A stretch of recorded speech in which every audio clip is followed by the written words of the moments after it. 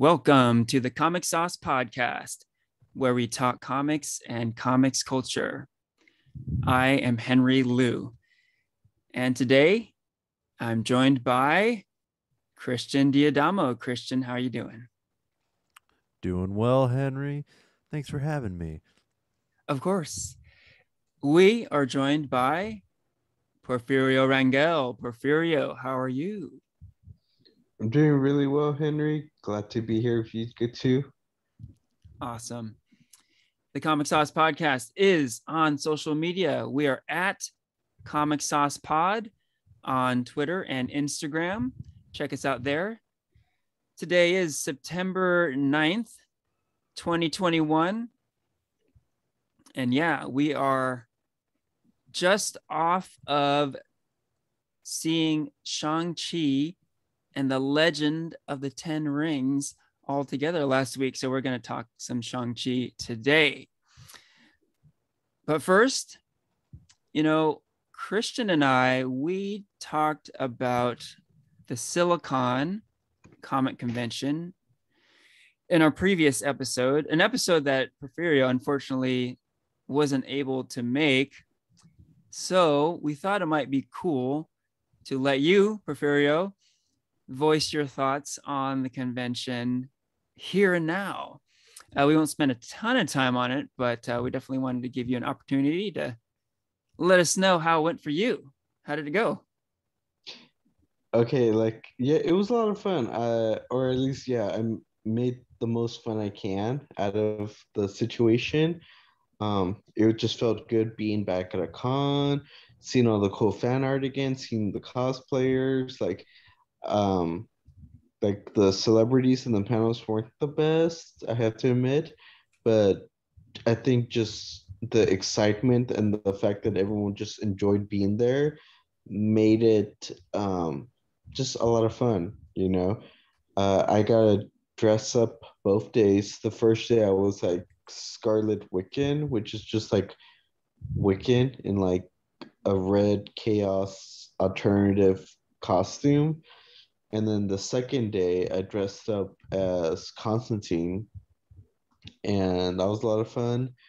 Um, but yeah, it was cool. Like I said, being at the panels, like we went to the Lana Padilla panel, and I'm not familiar with her work, but I could just I was like feeding off the energy that the audience had, all the love they had for her. And it was really warm and vibrant. And that's how pretty much like the whole experience was during the whole thing. Like you could tell that it wasn't like at the level that we all experienced at previous cons, or yeah, even at Silicon Valley Comic Con. But you know, given the situation, I think it was just a really well needed distraction from all the destruction that the world's going in right now. And it was just a great amount of fun just being there. Cool. That is really great to hear, Porfirio. And yeah, I feel like our take on the convention last week was, a bit on the negative side, but kind of like what you're saying, Porfirio, in these times, we all need some fun in our lives, some Mm-hmm. positive experiences. And I do think it was a positive experience. Um, I feel like I like to point out little things that bug me, ever the critic. But that's just who I am. But ultimately, yeah, it was a nice break from the madness of it all right now. Uh-huh. It's so funny you say that. Like, at the con, me and Christian attended a Everybody's a Critic panel, Mm, and yeah, everybody has an opinion, so yeah. for good or bad. And Well, yeah, yeah, yeah. yeah. To me, and I've stated this before, but to me, that's being that is part of being a geek. having an opinion. So when I complain about stuff, when I nitpick about shit, I feel like that's like part of being a geek, that's all part of it, I think. It comes from a place of love. Exactly. Yeah. Okay, so I think we can close the book on Silicon, Till next year. till next year, what the future holds with Silicon and conventions in general is kind of vague and unclear, but I'm sure we'll get back to some level of normalcy in the near future. We will see what happens. For now, let's dive into Shang-Chi. So this was a highly anticipated movie for the three of us. And like Black Widow, we got to experience this movie for the first time all together in an actual movie theater. So yeah, let's start there. What was our movie experience? The three of us saw it last week, Friday night in Daly City, California, at the Century Theater there. So how about you, Christian? What is your take on our movie experience last week? It's a lot of fun to go see a theater or go see a movie in the theater. Like we had a big group together, but not too big, and we all chatted before the movie, got some pizza, and like went in. They had like free posters there for Shang-Chi, which were pretty cool. And I don't know, it's just a nice vibe, and it's really cool seeing a Marvel movie opening night with the crowd. And there was one guy, of course, who's really, really into it. Yes. Who really liked to shout out during each trailer and during the movie. And so, yeah, just a lot of fun, just a really great vibe. That's cool. And I wanted to call out this guy also because when we heard him during the trailers, I think we all kind of had a similar fear, and that was he might ruin the movie for everyone because he was really loud and he was like cheering some of the trailers, he was booing some of the other trailers, and just like really rowdy and kind of obnoxious. But ultimately, I think it was cool, and he actually added to the experience because he wasn't overly rowdy and definitely not obnoxious, and he kind of cheered at the right points, and he was just into it. And I think he kind of added to the movie going experience for all of us. And it kind of made me think of this one Stan Lee cameo. I think Porfirio, you've called this out before, but in Spider-Man 3, Stan Lee has a cameo where he says, "I guess one person can make a difference." And this guy made a difference, man. Like he single-handedly added to the fun of the entire theater, so pretty cool. And like, you can't get that at home, right? If you're at home by yourself or just with your family or whatever, you don't get that community experience, right? So we totally got that. Unless your family's really loud. yeah, depending on your family. Depends on your family. Yeah, that guy could be in your family. Yeah, I guess it's possible. Yeah, we don't know who he is. Never saw his face, so like, yeah, we'll never know. So yeah. Who knows? Maybe there's some connection to him somehow. What about you, unsung hero? Yes, thank you. Porfirio, real quick, what was it like going out in person to see Shang-Chi last week? For me, yeah, like going off what Christian was saying, I kind of did have a high expectation towards the movie going in. Like I kind of had a clean slate of what I didn't have any like bar to what I was expecting, but I just going into the movie, I just knew that there was like a lot of praise coming from like critics and um other friends who had seen the movie the night before or something like that. Like I had not heard a negative critic towards this movie, so I kind of had like a little bit of a high bar.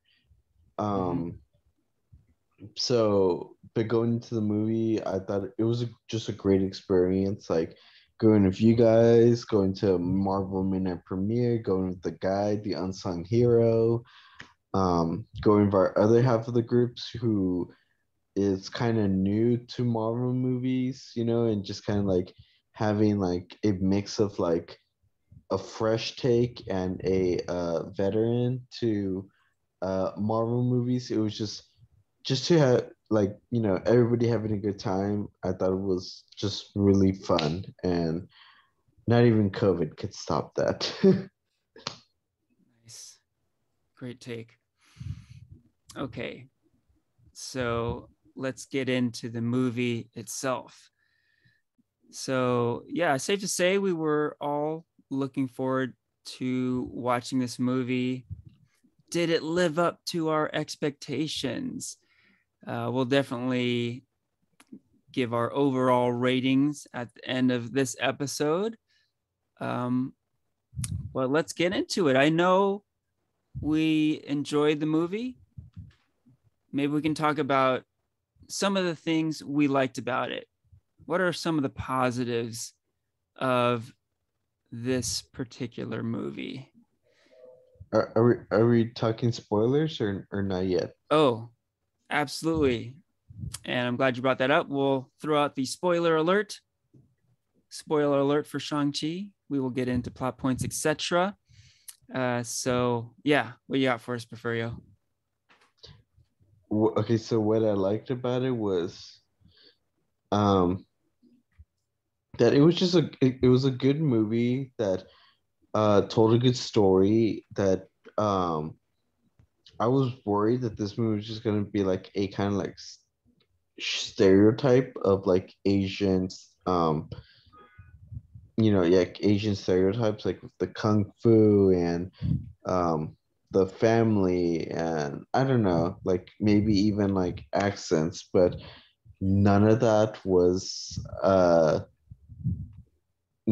shown. If anything, it was more of like a respect towards like Asian culture and yeah, like about like how family is very tight and great visuals to like the choreography was amazing.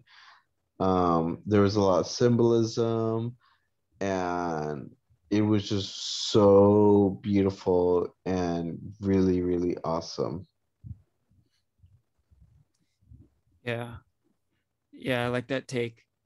And kind of going off of that, interestingly, I had almost a reverse anticipation where you were kind of concerned that there might be some Asian stereotyping, that sort of thing.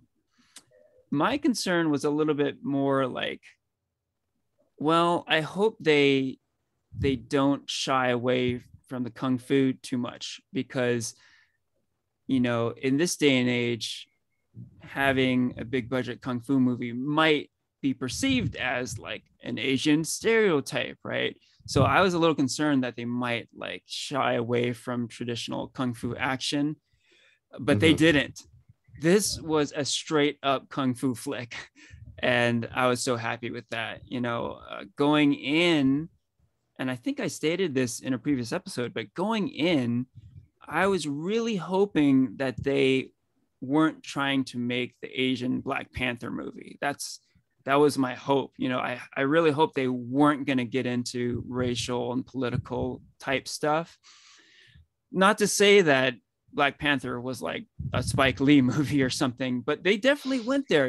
They definitely went into that territory in a great way. But I felt like it would be asking for too much to have this movie do the same. So I was really hoping that they would kind of tone down like um, that side of it. and instead make a straight up kung fu movie. And that is exactly what they did. I couldn't be happier. I was really hoping that they would take that approach. They really did take that approach. Personally, I love kung fu movies, so I was, sort of selfishly wanting that. But in my mind, I was thinking too that, well, look at the history of this character. Shang-Chi is born of the Bruce Lee era phenomenon, right? So he was really born of kung fu movies. So it would make sense to make a straight up kung fu movie for the debut of this character. So it's appropriate, and I thought it would work, and it did work. So couldn't be happier for that aspect of the movie. How about you, Christian? What positives did you walk away with? Yeah. So I guess the first big thing, I guess, going off of what you were just talking about, Henry, is the kung fu and the action. Like, I would say that like the kung fu was pretty kick ass. Was really dope. I think the bus scene probably might be the best action scene in a Marvel movie. I think the way that a lot of older previous Marvel movies are shot during action scenes, and a lot of just action movies in general, is there's a lot of very, very quick cuts in the action, and whereas this movie definitely takes a much wider view of the action and really tries to give you very long takes of the fight scenes. And I'm a big sucker for that. I love it when movies do that, when they show you each hit and each reaction to the hit. I think the bus scene and especially the building scene after that was also I think a real highlight of it. It really shows Shang-Chi being the master of kung fu. And I didn't really know what to expect from the 10 rings themselves, but I actually thought those were a really cool weapon. I thought the way they were used was really cool, and they were used in various different ways. They didn't really have one specific function. They were kind of used as a bit of a gun in one shot, and then another Tony Leung's character, Wenwu, is whipping them around, essentially a bunch of different whips, and in many different ways. I think the action here was really top notch, and that made gave this really electrifying feel to the movie, Yeah, I agree. The action was very satisfying in this movie. And yeah, I agree. The bus fight is so awesome. And yeah, I can't say enough about the kung fu action in this movie, because again, there's the aspect of using kung fu in movies that some may consider sort of an Asian stereotype. But the other side of it too is movies and TV are really moving towards realism, and traditional kung fu movie action isn't really realistic practical fighting, right? There's a theatricality to it, right? So there was another fear, I thought maybe they might shy away from that and try to make it a little bit more realistic. But man, they went full Jackie Chan on this shit, right? That bus fight was straight out of an old school Jackie Chan movie. Shang-Chi's moves on the bus and the techniques he was using were straight up Jackie Chan. So super cool. And I don't think there's any mistake about what you are observing, Christian, that they weren't doing close-ups and quick cuts. They were kind of using wider angles and letting the action play out in front of you, because that's how they shot those old school Chinese martial arts movies, right? They didn't rely on editing and camera tricks they relied on the stunt work, right? Real life martial artists, right? So yeah, really cool to see all that, you know, really satisfying to see all that go down. Oh yeah, and yeah, I again agreed with the 10 rings. So in the comics, the Mandarin has rings on his fingers, right? Hence the 10 rings. So the implication has always been, you know, since day one of the MCU, that the 10 rings are from the Mandarin's fingers, right? Those 10 rings on his fingers. But really cool what they did with it. Like, I totally agree with everything you mentioned, Christian. It was inventive to have the rings go on his forearms instead of his fingers, and really cool to see all the different uses he had for them. You know, he used it to fly, used it as a weapon, and just yeah, a lot of creativity there, and that was pretty fun to see. Yeah, like I think might be a segue into, I think, another very strong point in this movie, which was the villain. I Yes. loved Tony Leung as the Mandarin. I think he's like definitely like become one of the best MCU villains. He was like a very relatable character. He was a father, and like he put in a great performance with his awesome rings that like I was like pretty glued to the screen whenever he was on it. You know, whenever he was there for a scene, you kind of wonder what's he going to do next, and how he didn't really like come off as like a big mustache twirling bad guy or your typical like MCU villain. Like he felt very, very real. Yeah, I agree, Christian. Like, I think like very early on, he says like he could have taken over the world if he wanted to. He found that kind of boring, so he kind of like went on to kind of like pursue this other thing of like find this mystical land.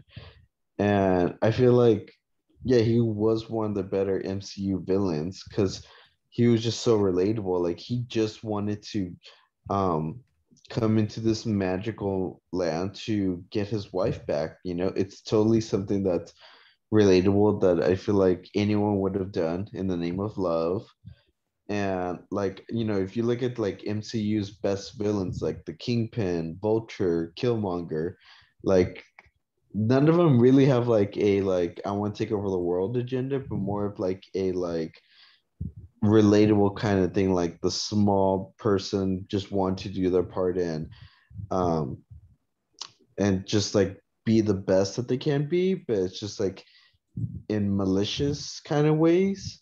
And it just made him really a great villain. And like you said, it was just a treat seeing him on screen.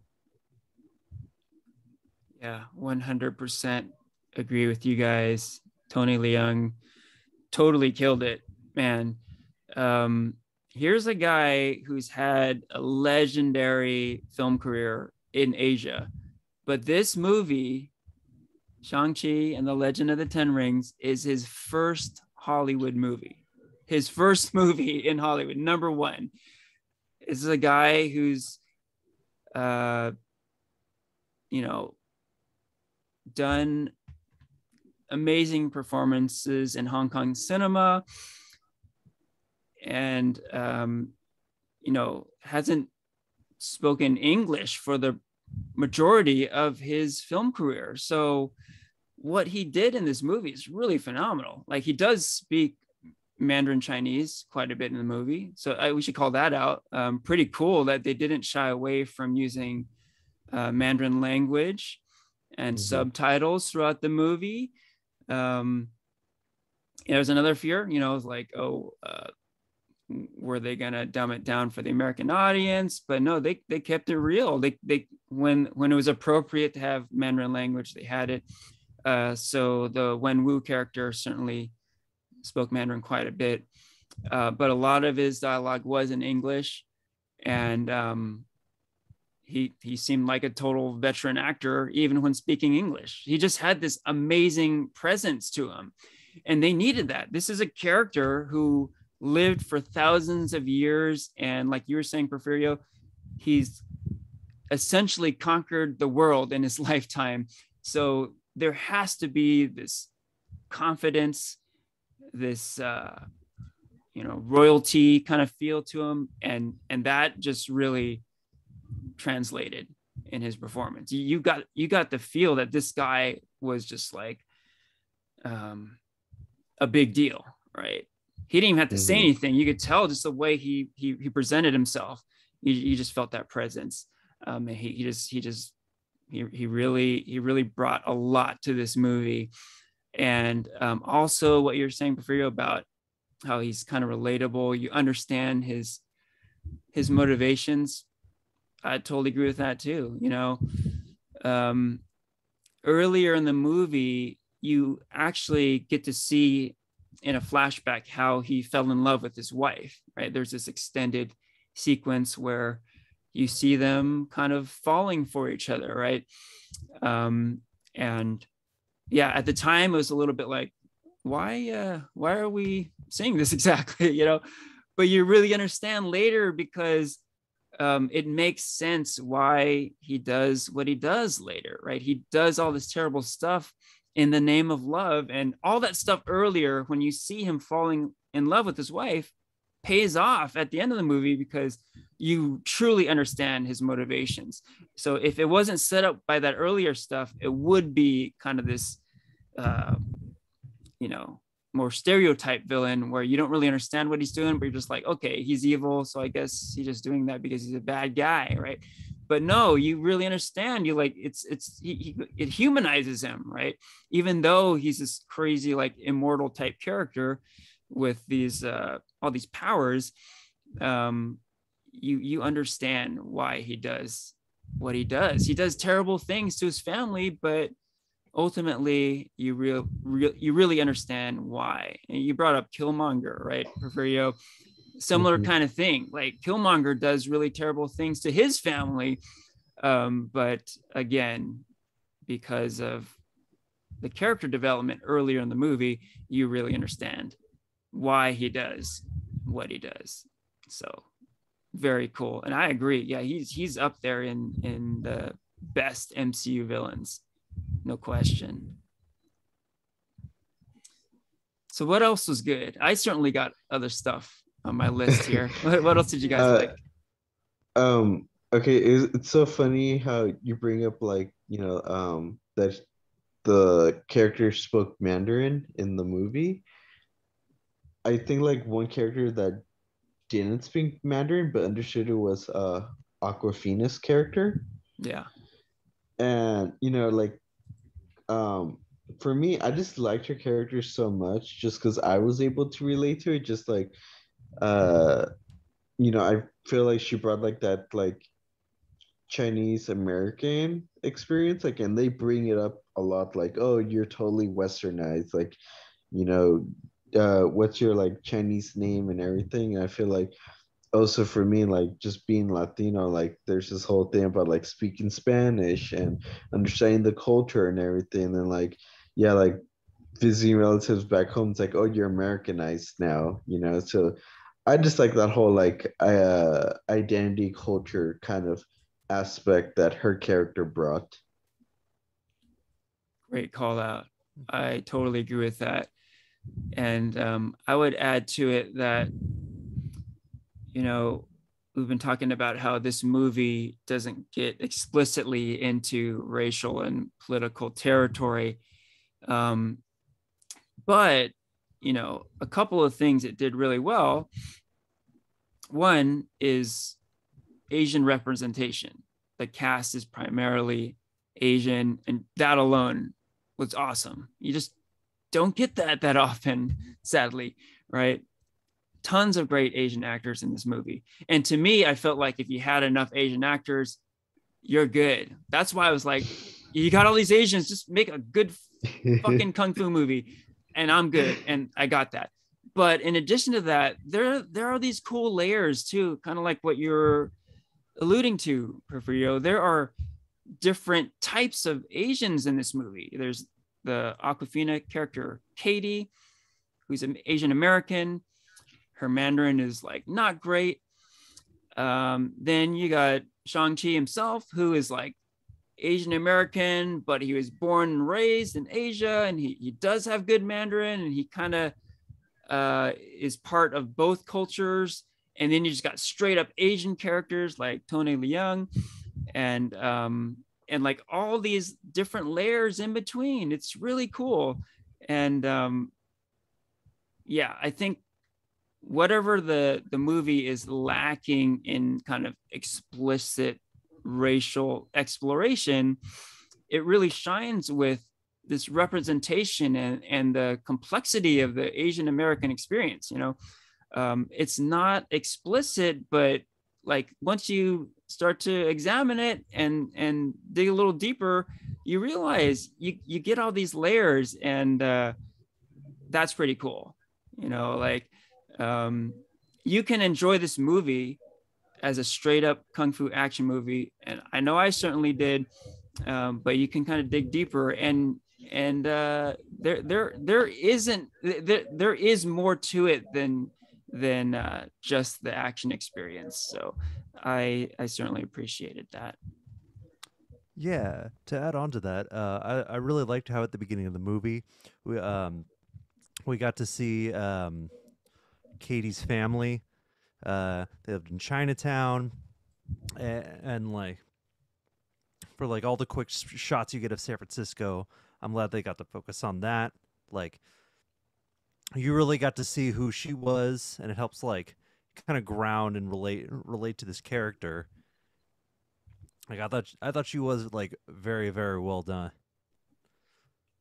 Like she was funny at the right times, and like but didn't like overstay like the like funny goofy attitude, you know, Mm-hmm. which has definitely happened in Marvel movies before, where you'll have like the character that's just kind of there to say like a goofy one-liner when something serious is going on to like break the tension. But when something serious happens, she's kind of there with it, you know. She responds in kind like a human would, and that made her feel like a much more real character, similar to how we were talking about Tony Leung's character earlier. So I thought she was great. And she had really good chemistry with Simu. Like I thought like the two characters bounced off each other really, really well, and they seemed like genuine longtime friends. Mm-hmm. Yeah, like going off both of your guys' points, like yeah, they seem like really good friends, and I don't know if that's gonna like hint at a positive romance in the future, but just the fact that there wasn't a romance between the main two characters in this film, I kind of enjoyed. Yeah, You it know, was different. it wasn't forced; it was just genuine friendship. Um, and then again, and then going off what Henry's saying about like how the I guess like social points weren't like in your face. Like I think there was like this like whole hint with like Shang-Chi's name between like him and Aquafina. Like when he told her real name, she was like having the hardest time pronouncing it. And I feel like that's just something like a lot of American audience would have had, you know, not just his name, but a bunch of other, you know, foreign names, how people have the hardest time pronunciating it. And it's just like, even a big blockbuster film like this, people are still going to get the name wrong. Yeah. Oh, that scene was funny because when Simu Liu was explaining to Aquafina how to pronounce his name, I felt like he wasn't just talking to her, he was talking to the audience too. You know, Yeah, he's telling people like, exactly. this is how you pronounce it. And, you know, the mispronunciation of names is kind of used as an insult nowadays, right? So I think it's kind of cool to call out that sort of thing about like having respect for names and the pronunciation of names and that sort of thing, right? Hmm. Hmm. Okay, so oh yeah, before we get off of Aquafina, I too did think she was really good in this movie and really enjoyed all the scenes with her and Simu. Yeah, they had great chemistry.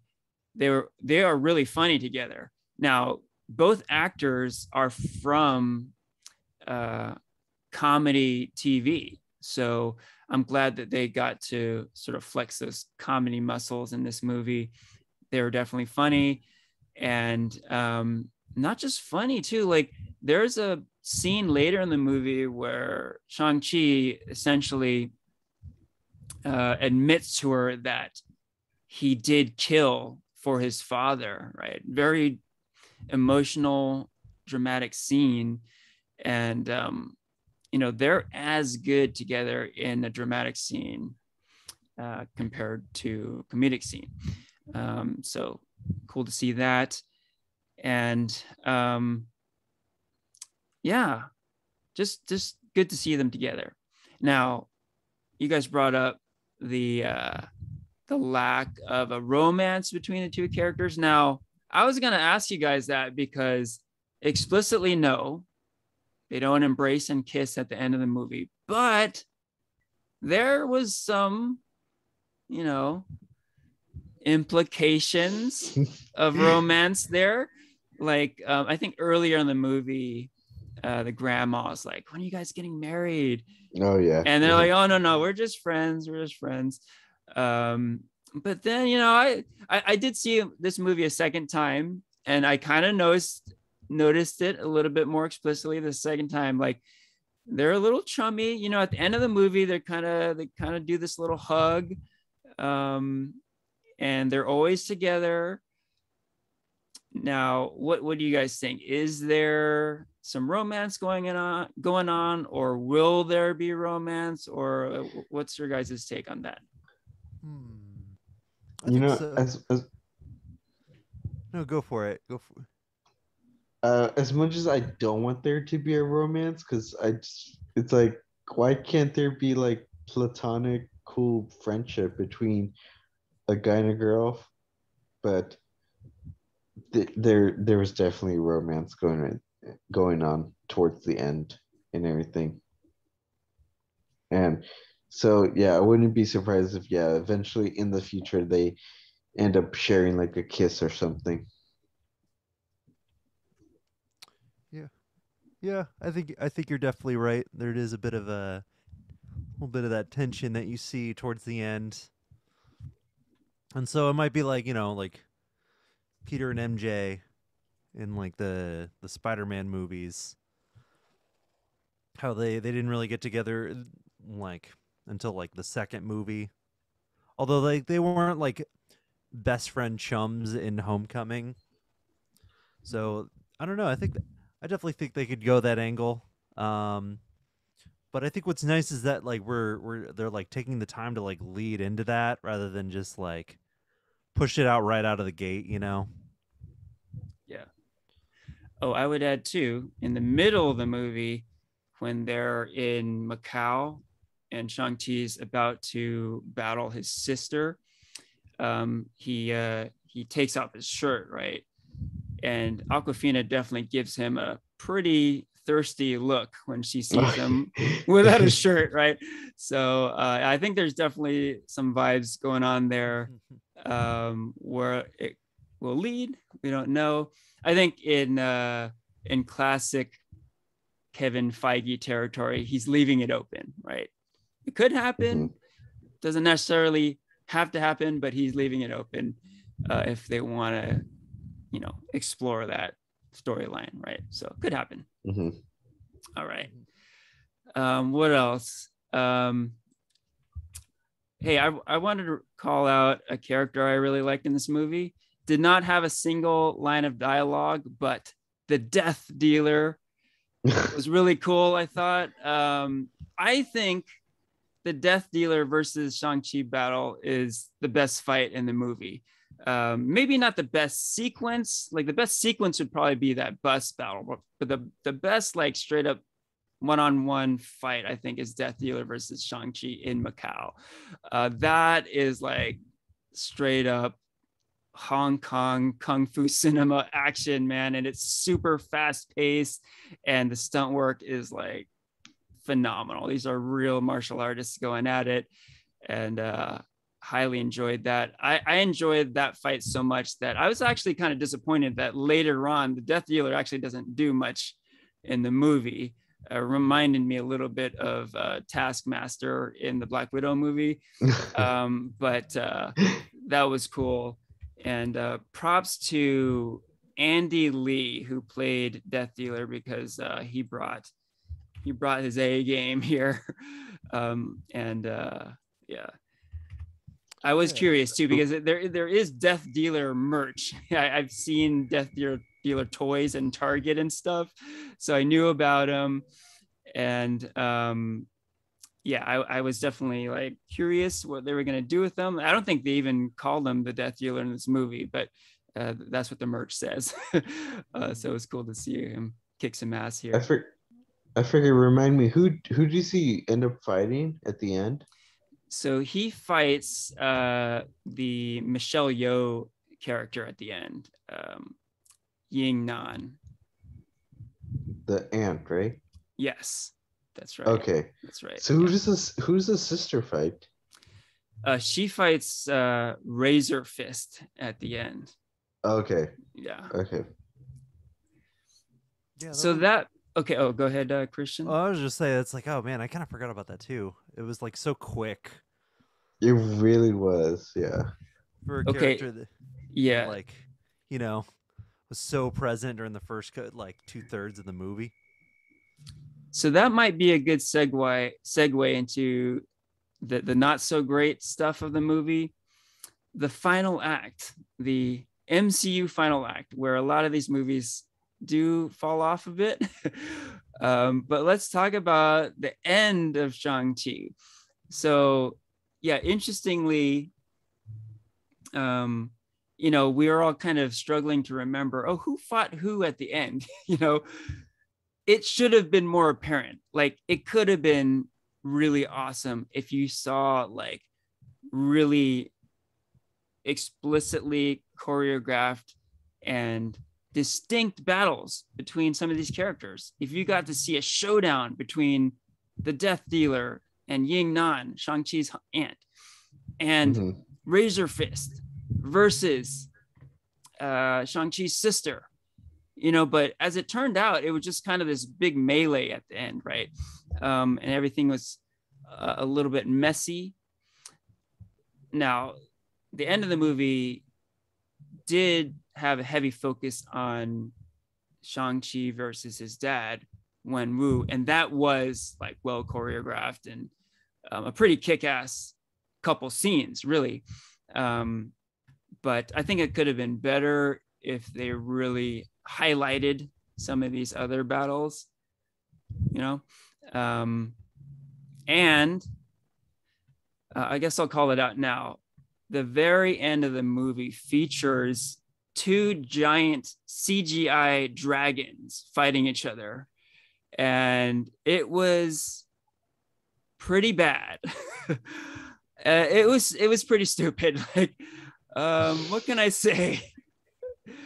Yeah, for a movie that I enjoyed so much up to that point, it was a pretty stark contrast in quality, where, yeah, you know, all the positives we've been bringing up, like the Asian style kung fu action, where it's like all about stunt work and real stunt people, real martial artists doing their thing, and to throw these like giant CGI dragons onto the screen, it just was like a total 180 from that, right? It really took away from all the cool kung fu action, right? So that was a disappointment, I think. Yeah, I don't know what else to say there. Just disappointing. What do you guys think? Yeah, I definitely agree with you on that. Like, it definitely like the movie definitely has its own like really cool feel. during like the first half, you know, in San Francisco and Macau. But I'm actually gonna take it a little one step further. I think the movie kind of starts going downhill, kind of once they get to the secret base. I did like them at the table with the Mandarin, and that's kind of when the movie does have to like really slow down to kind of get more into the Tao Lo plot, Mm-hmm. the hidden secret village that he's trying to get to, and like, you know, the film does need like a bit of exposition there. But I think, but then he throws him in jail, and right away in their cell, that's when they meet Ben Kingsley, who I thought, you know, at first it was like, oh hey, they're actually bringing him back, okay.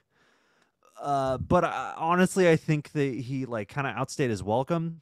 I thought he was kind of everything good that I said about Aquafina, being this like really well developed character who didn't just wasn't just there for like the goofy one liners, and like really was her own character. I feel like that's like the opposite of Ben Kingsley's character in this movie, who was just kind of there for like little plucky one liners. He was like a way goofier than anybody else we had seen up to that point.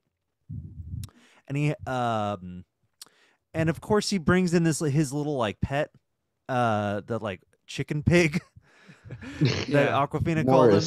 Yeah, Norris. Yeah. And like Norris just happens to know the exact way to get into the hidden village, you know? Like already knows it. So it's kind of this like little Deus Ex Machina, just so they can like scoot the plot back along. Like I think, and like of course they break out like way of the secret hidden base like way too easily, you know. The car chase was all right, all right scene. The bamboo maze was all right, I think. And then of course they get to the village, and you get more exposition. There's like a really great flashback scene when you finally get the full information. But I don't know. I think the movie kind of like it loses a lot of steam at that point. There's a lot more magical creatures. It feels much more like you're watching a standard Marvel movie, unfortunately, and less like this really badass kung fu action flick with a bit of a Marvel flair. And there's some good parts in the village, you know. The rope dart I thought was really cool. But yeah, as we were saying, Henry, then the final battle comes in, and it's just kind of a mess of a final fight. You have some cool scenes here, and then of course Tony Leung's character dies, a character we were saying was really awesome, really commanded, had a lot of screen presence, but then he dies before the big final act of the two CGI dragons fighting, and I think because of that, I kind of really checked out at that point. Mm-hmm. Yeah. I think it really should have been more of like a 5-on-5 instead of like a 30-on-30, you know, to really kind of focus in on those final fights, you know, those matchups that I think we really just wanted to see. Yeah. Yeah. There does seem to be this prerequisite with the MCU where the end of the movies have to be this huge spectacle. You know, I don't know who made that call, but every one of these movies has to have this big giant CGI end, it seems, right? I think it just was a little overboard. But if you're wondering why this chicken pig thing, Morris, exists, well, watching the movie, it sure felt like a play on merch, you know, to try to sell some toys. And I just looked it up. You can order a Morris stuffy right now if you want. So there's your answer. They want to sell some merch. That's exactly why Morris is in the movie. Why am I not surprised? Yeah, no one's surprised, right? But yeah, good call. Yeah, it's not just the very end. It really is the whole sequence in Tao Lo that where the movie just perhaps take a step down a bit in quality. Now, to be fair, the movie does need to change because you're moving from like an urban realistic environment to this mystical land, right? And so there's going to be a different look and feel to it. But I would say that, the Kung Fu action shouldn't be sacrificed just because we're introducing some mystical powers into the mix. I think that they could have kept the action grounded at the end, but I feel like maybe they went overboard to the extreme in the other direction to make it like fully supernatural mystical powers on display rather than grounded Kung Fu realistic fighting. Okay, so what else? Oh, I did want to add this too. Oh, real quick, Porfirio, I wanted to add this in the Talo stuff. Now, another staple of Kung Fu cinema is the training montage, right? Our heroes must train in order to overcome their superior adversaries, right? We see this all the time in Kung Fu cinema, and Shang-Chi and the Legend of the Ten Rings does feature a training sequence. That's cool, but I feel like it was a little bit lacking because we see Shang-Chi, his sister, and Katie all training in Ta Lo in this mystical land. It kind of makes sense, right? Not Katie, but Shang-Chi and his sister are masters of Kung Fu, but they're not experienced with the mystical side of things, right? So they do have stuff to learn here, but they trained for all of 1 day of training. That's it. Aquafina even jokes at the very end of the movie that she trained with a bow and arrow for 1 day. That's why I know it's 1 day. She said it herself. She said she trained for 1 day. Why didn't they make the training like a longer period of time? It's not like they would have to add a lot of screen time. They could have had a montage, days, weeks, months pass, and you see them improving over time. It just seemed really ridiculous that after 1 day, they would be, so proficient in their skills, right? It didn't make any sense at all, especially Katie, who had no combat training whatsoever to speak of to that point, right? So would have liked to see a little bit more time to pass for that. And one can argue if it wasn't for Aquafina's character, like they would have probably lost. Yeah. So that backs up my point even more, right? So she is the hero, right? She makes that amazing shot at the end where she kills the evil dragon with her bow and arrow. So what should have been really satisfying, I walked away from it like she made that shot. this like parking valet who practiced with a bow and arrow for 1 day made this amazing shot in this mystical land. Like, yeah, it's kind of silly. Hawkeye got nothing on her. Yeah, right. Like if you saw her train, fail again, make some gradual improvement, and then over time she mastered her skill, and then she made the shot, like, there you go, right? That would have been pretty satisfying, but in the end it was just kind of silly. Mm-hmm. So one thing I have to say, I mean, I don't know if this is a negative or not. Like, I feel like this is like a double-edged sword, what I want to say. One, I feel like this movie was a standalone good Marvel film where you don't need to watch the other Marvel films to understand what's going on. Obviously, there are references. There's Abomination and Wong, and the other two Avengers who see in the post-credit scene.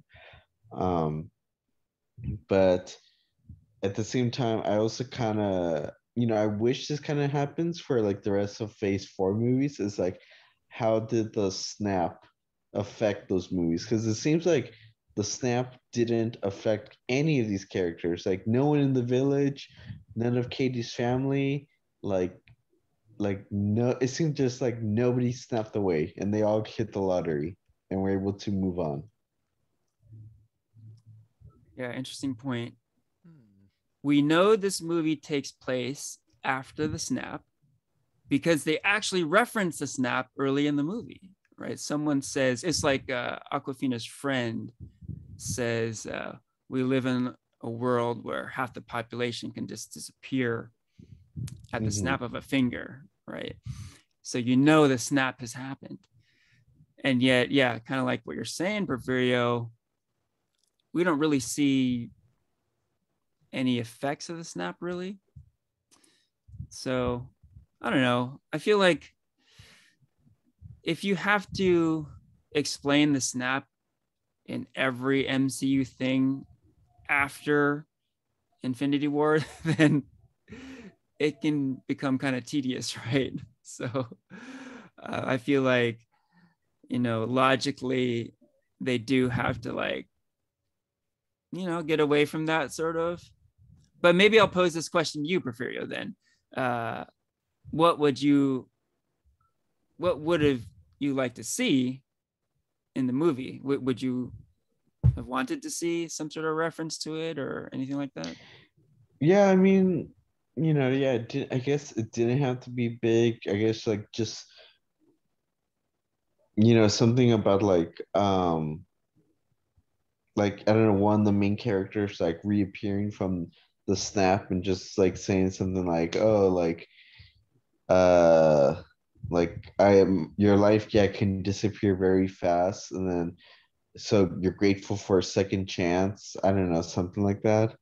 I feel like that would have been made more sense with someone like within like Katie's family, how they, something like Katie's mom would have been like, "Oh, like I was gone and like here you are kind of just wasting your life away," or like I was given a second chance and you never went away, but here you are kind of wasting your life away. I feel like that would have been a cool little reference, but like, yeah. What do you think, Christian? Hmm. It's definitely like a tightrope to walk of how much you want to reference the snap and show how much the snap changed. Um, Mm-hmm. like where you this could be like someone's first Marvel movie, and you don't want to bring in like all the end game. Like I don't want to call it like baggage or anything, but you don't want too many references to to older movies, making it feel like a sequel when I think they really wanted this one in particular. Because there are still like quite a lot of references to other movies, the way they reference um, Iron Man 3, and of course, like how I mentioned Ben Kingsley earlier, who was the fake Mandarin, and then of course you get like a little nod with the Abomination and Wong.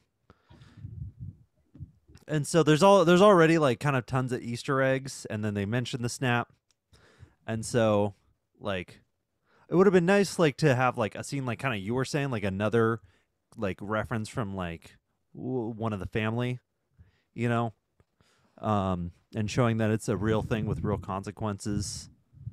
Mm-hmm. I guess like I wouldn't put much more than that. Even though when you think of the snap logistically and the way you looked at like New York at the beginning of Endgame, like I don't know how much later this takes place from Endgame, but you think like yeah, San Francisco would probably look like might still look completely dilapidated, kind of like New York would architecturally. Mm-hmm. But I think that might be a little too much, you know. Mm-hmm. Yeah, that's what I'm thinking. it's just too much to ask to continually make references to past movies all the time, right? The MCU is great in that it's all connected, but yeah, it can get really tedious if you're having to reference old stuff all the time, right? So therein lies the challenge, right? You know, as this cinematic universe continues on, you mentioned baggage, Christian. There is baggage. There's all the baggage of the previous movies. So they get to play with bringing old actors back and play with old storylines and have it all be connected. And that's all fun. But with that, you have to deal with the baggage. You have to deal with all the previous stories, right? So, you know, every time you see anyone in a future movie or show, you wonder, oh, I wonder if they were snapped away or not. You know, did they, are they plus 5 years or are they minus 5 years? Or like, there's that one character in Far From Home, Brad Davis, right? So he aged 5 years more than like most of the characters in the movie. So he looks a lot older. He's like a lot more attractive than when everyone last saw him, right? So that's just one character, but you wonder if there's like tons of situations like that all throughout the MCU now, right? People whose ages are like all over the place, right? It's got to be, right? If 50% were snapped away, then there's got to be all these weird scenarios going on, right?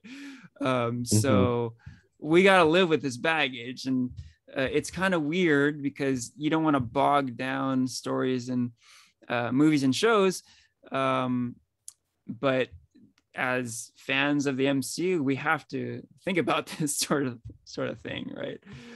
So that's just the world we're living in. But yeah, I'm with you, Porfirio. Like, I love to think about these sorts of things, but for the sake of having a solid standalone movie, yeah, you can't get bogged down too much, right? Okay. Anything else? Not necessarily a positive or a negative. Any just random observations along the way? Thoughts? Oh yeah. What did you guys think of the after credit scenes? Oh yeah. We're going there now. Let's go there. Yeah. Why not? The future. So there were two. There was a mid-credit scene and a post-credit scene.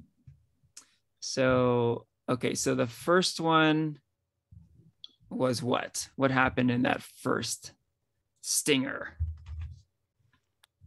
So that was when oh yeah.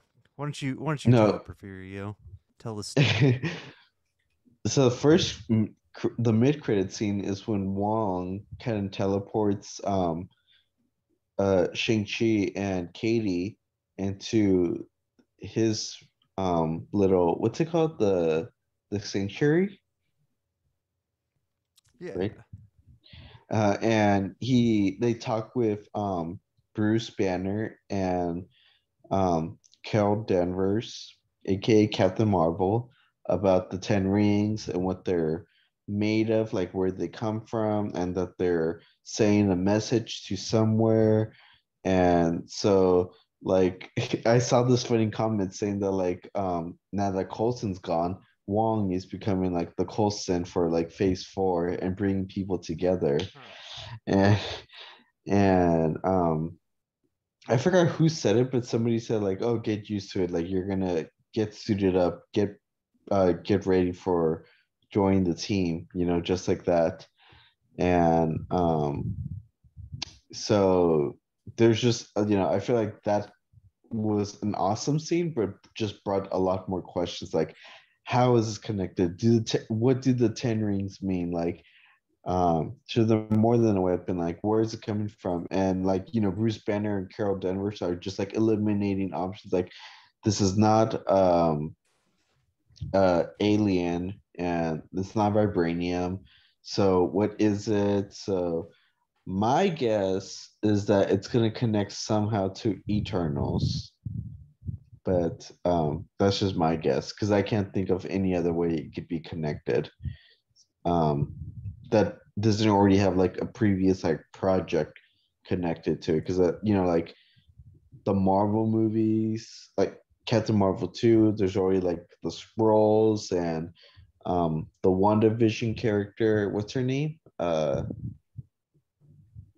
What's her name? Oh, the Witch's Coven. No, Agatha. no, not Agatha. The the the the sword agent. What's her name? Oh, Monica Oh, yeah, Rambeau. Yeah, they already have her connected to that. So it's just like I don't know what other Marvel project this movie can be connected to, but that's my guess. Eternals. What were you guys?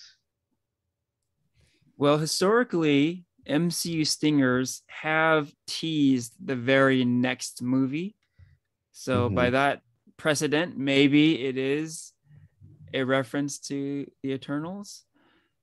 We had a post-movie discussion that night, and we were speculating that it was cosmic in origin, and yep, could be related to the Eternals.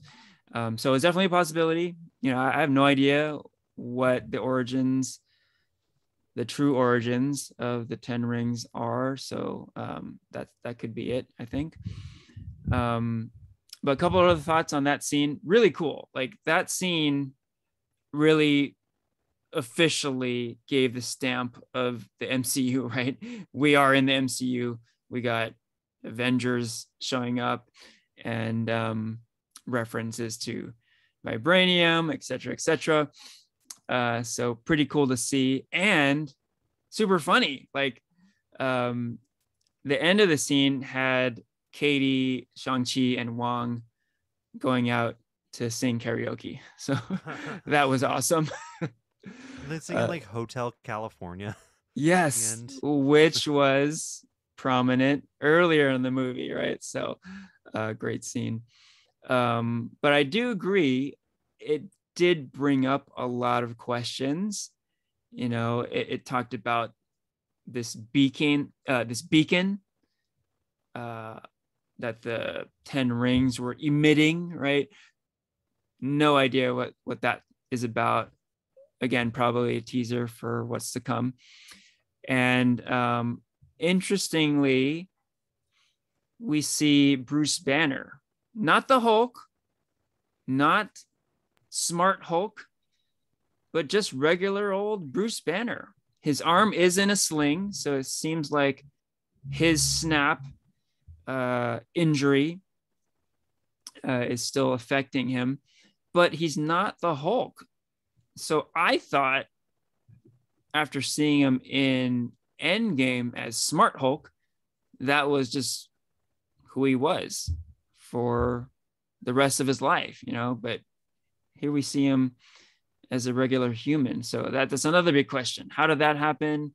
And what is that all about?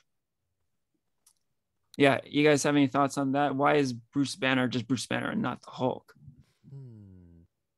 I have Can he no. control it now, you think? Or I wonder. what?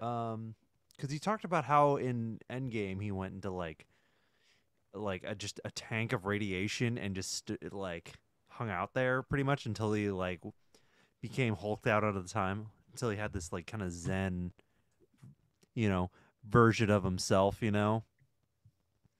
So I have no clue really why he would be back to Bruce again and whether he can like part of me is wondering is like maybe he just can't Hulk out anymore. Um I don't think so because that essentially means the death of the Hulk. But still keeping Bruce Banner as like a maybe a side cameo type character for other movies Mm-hmm. without putting too much into like a CGI budget Yeah. or I mean, maybe She-Hulk's coming around. Mm-hmm. yeah, it's Yeah. true. Yeah. And And I she's hulked think, out all the time. Hmm. Mark Ruffalo is on board for that. So we'll find out more with Yeah. that. That could be the little bit of teaser for She-Hulk. Now Yeah. that you mentioned Yeah. it, Mm-hmm. like you see that knowing Endgame, and you think like, oh, why is he like that? Oh, I better go watch She-Hulk coming out on Disney Plus whenever it comes out There you to go. answer that question. It's all marketing. Mhm. But I do think that Banner can control it now. That's my explanation, that he can control it now. It seemed like an end game. He was really enjoying being hulked out all the time. But my take is that, yeah, he can control it. If he wants to go to regular old Bruce Banner, he can. And maybe he just switches off whenever he feels like.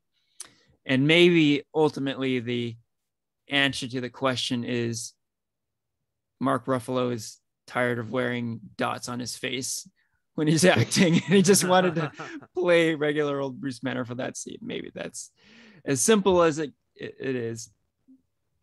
Okay. Any other thoughts on Shang-Chi? But then there's the other after credit scene. Oh, right. Yeah. Let's get to that. Yeah. Uh, there's the other after credit scene features um Shang-Chi's sister um kind of taking over the Ten Rings, Yep. and it looks like she's like totally like wants to take up the role of just like having like a Mortal Kombat kind of arena, but Yeah. I'm not 100% sure that's going on. Yeah. Yeah. Like, Yeah. So it was set up earlier where Shang-Chi was saying, my sister is working on closing down the 10 rings. Hmm. But then, yeah, with this scene, we come to find out that she is far from closing it down, but rather she's taking it over, right? So she seems very villainous, sitting in her dad's throne, and it seems like she's building an army. And to me, this almost is like a possible storyline for the sequel to the movie. She rebuilds the 10 rings, and Shang-Chi has to take on his sister in the sequel. That's where it seems like it's heading, but who knows? What do you guys think? I think so. That could be like I guess that could be 2 or 3. Or because the way it seems like Shang-Chi is from the 2 after credit scenes, it's going to head in either 2 directions. One is going to be the more cosmic side of the 10 rings themselves, and then the other is of the 10 rings, the organization.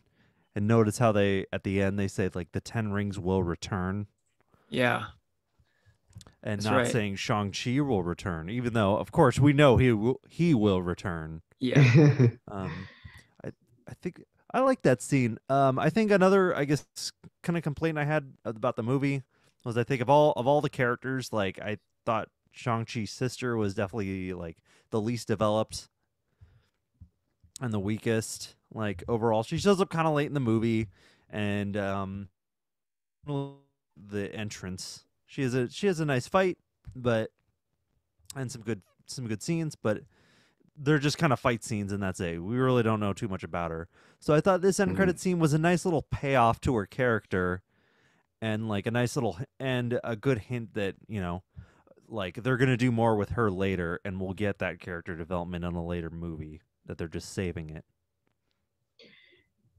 Yeah, the only theory I have to why she's like that is, I mean, this is a theory based off what I was reading off the internet that makes sense. Is like the MCU is just like setting up for either like a Thunderbolts or Dark Avengers movie. Because I mean, like a lot of recent MCU films, you have like like Yelena and um Agent USA, like having like this like, oh, they'll be back, so Mm. like even though they all have like their separate storylines, I just feel like it makes sense to like set up all these villains later for them to maybe come back.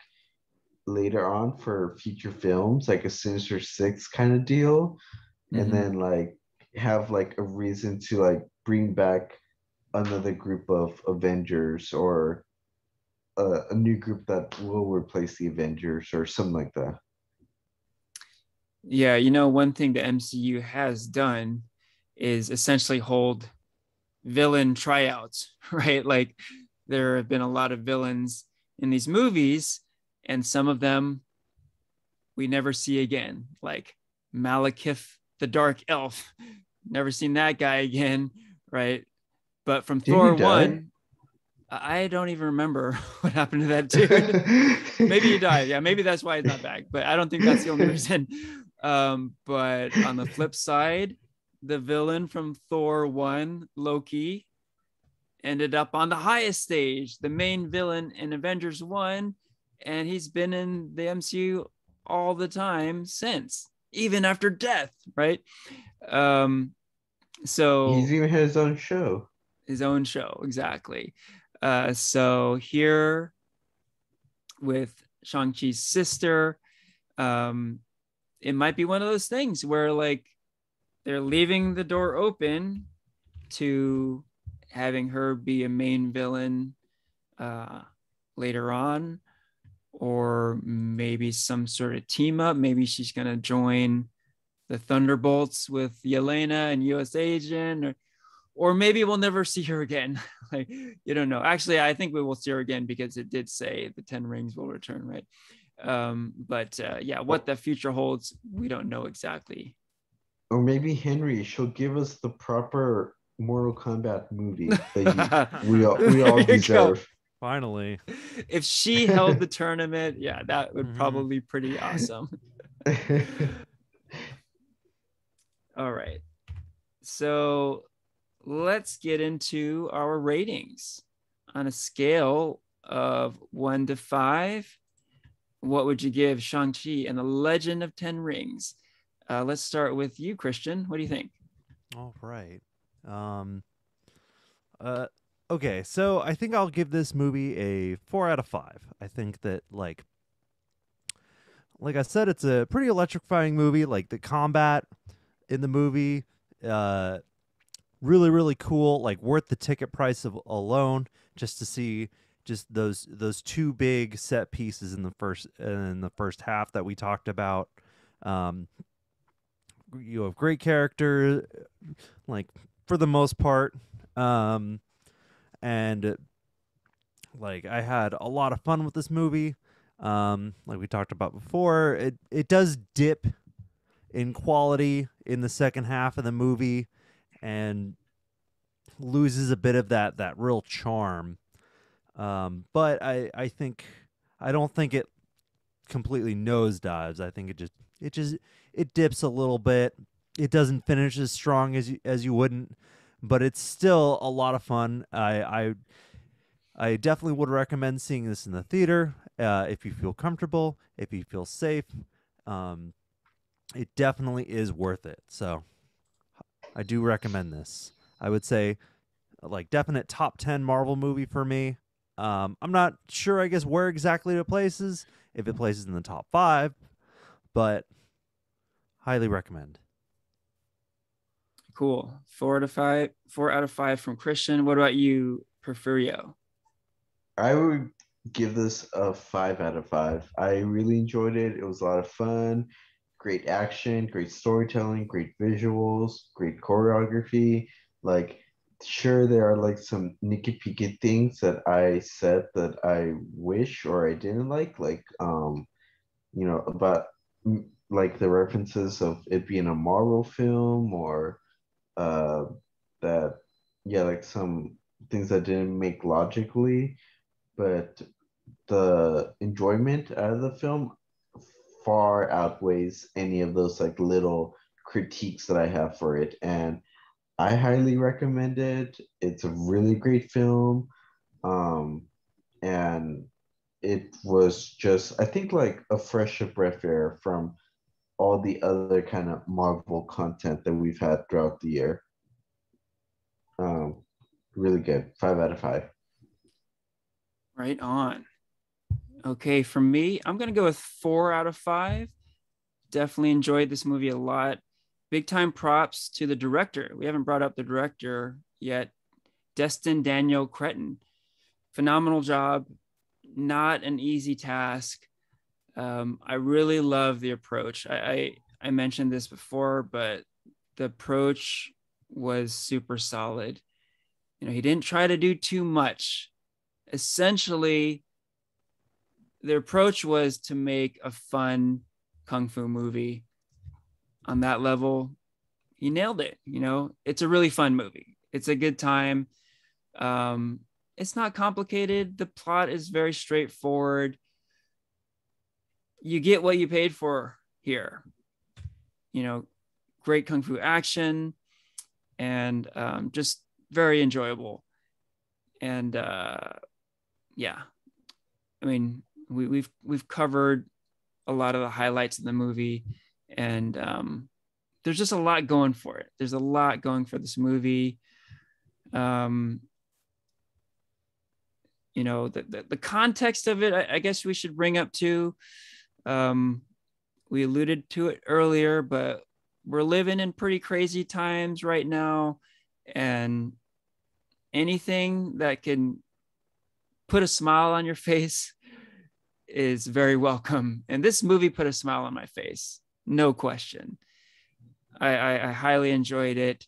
And more specifically, we're dealing with a lot of Asian hate in this country right now, right? There's the hashtag Stop Asian Hate.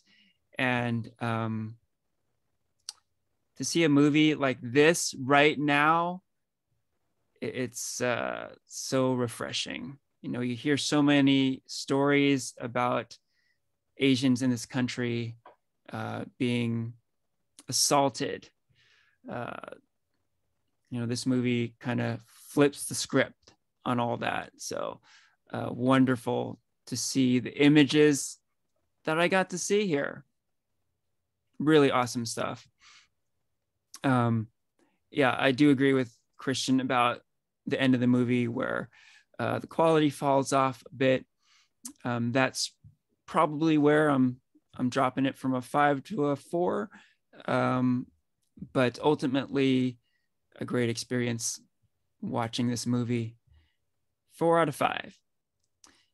And one last thing that popped in my head, and that is what we often do, a comparison of adaptation and source material, right? So one thing that I thought of with the Shang-Chi character in comics is that historically he's been a non-super powered individual. Like, he is the master of kung fu, and he's basically a Bruce Lee type. He can kick some ass, but he does not possess superpowers.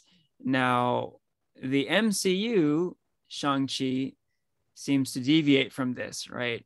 For the first half of the movie or so, they were sticking with that. But once he gets to Ta Lo, he develops mystical powers.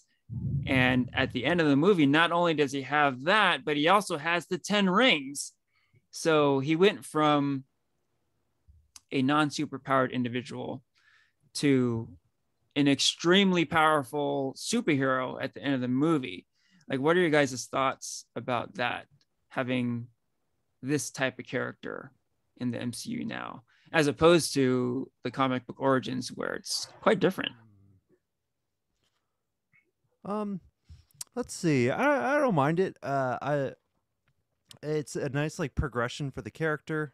I hope he doesn't overuse the 10 rings in the next movie.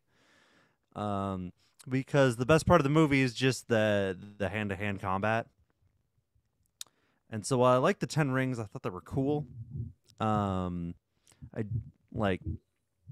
know. I hope part of me really hopes that he loses them in a way and can't use them and has to go back to the hand-to-hand at some point.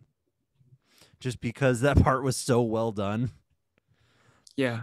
But I think for an Avengers team up, though, something of that nature, I think it'd be perfect for that.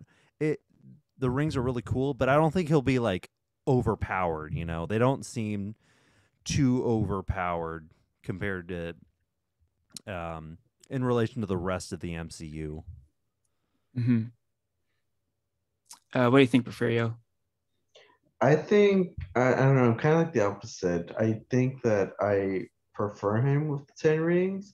Like, yeah, like the Kung Fu is awesome, but I don't know. It's hard to say. It's hard. I think the Kung Fu may only work for this movie, just because like that was just a big thing that featured in this movie. This whole choreography. I don't know if Marvel will go out with their budget and have and put in the whole like choreography for like a future like team up kind of movie. If it's another like Shang-Chi standalone part two sequel, totally, I would totally like to see Kung Fu. But if it's like a team up, then I could see like the choreography not be so strong and more emphasis on like the 10 rings as a weapon. Yeah, interesting. Yeah, I was on board with the mystical aspect of the character. I thought it was cool that his aunt was teaching him these techniques that were kind of introduced to him at a real early age from his mom, right? So he did learn how to like kind of control the elements as he's doing kung fu. So you get these cool shots of him with like leaves blowing behind him and stuff. But yeah, I was kind of weirded out by the fact that he was wielding the 10 rings at the end. Like he was owning them, right? That didn't seem right. Like they're really straying from storylines here, right? With the 10 rings in the comics, they're the Mandarin's weapons, right? And not only was Shang-Chi not super powered, but he certainly didn't have the 10 rings. So that's a big departure. Now it's an adaptation, right? You gotta, change things up. But that seemed weird to me that Shang-Chi would have the 10 rings. We'll see where it goes. Now, one last question. This popped in my head just now, too. So at the end, Wong summons Shang-Chi, right? But he doesn't just summon him. He summons Shang-Chi and Katie. He specifically asks for both of them, right? Why Katie? Like, why did he bring her into the conversation too? Why do you guys think that? Because she killed a freaking kaiju with a lucky shot. He was like, "You're gonna be. We don't have enough archers. We just have Hawkeye. We're gonna bring in another archer." So maybe Wong only saw like the highlight reel. He just saw like a few like minutes of it, and he saw her make that shot and was like, "Oh, whoa, got to get her," right? He didn't really know the background, maybe. Could be. That could be it, right? I don't know. Or is there something else? Is there something else to the Katie character that we don't know about? Maybe. I have a theory about this. So, this kind of extends more to the last question. But the 10 rings were what gave the Mandarin eternal life. Remember how like he was like had voices in his head that came out as his wife, and then when Shang-Chi was talking to his aunt and told him about that, she said, "Oh, well, did he have the 10 rings on?" So I wonder. So one idea is that the 10 rings is actually very similar to like the One Ring from Lord of the Rings. I was gonna ask, yeah. Maybe not as like evil or sinister as like a Dark Lord. I guess we'll see what happens. But the idea is like it might have to do with exposure to the rings Maybe they give off an aura. Maybe there's a mystical power with them that could be the reason that he brought Katie along, was that she was exposed in a sense to the rings by being so close to Shang-Chi. And maybe, which might be, he won't use them in the next movie until like maybe the end, or like only at the beginning, because of some otherworldly aura about them that could be much more sinister. So there's my theory. Interesting. Yeah, I like that. You heard it first from Christian. So there may be a curse aspect to these rings, huh? Oh, could be. With the Katie character, one thing I thought about was the fact that she was kind of specifically called out for the archery training, right? It seemed kind of just coincidental that they dropped these arrows in front of her and she brought the arrows to the archery range. But it seemed like they specifically wanted her out there. So maybe there's something to this character. There's something within her. Maybe it's not that ridiculous that she became an expert archer after one day's training, right? Maybe that's not so ridiculous after all. Or maybe Kevin Feige was just like, diversity, like we need diversity on the Avengers team. Gotta hit that quota. Yeah. There you go. Yeah. I hope they explain it, because to me it seems a little bit silly that Wong would specifically ask for her, I feel like there's an explanation out there and I want to know. I want to hear it. Yeah. But yeah, definitely, as usual, more questions after the movie is done. But we shall see what happens.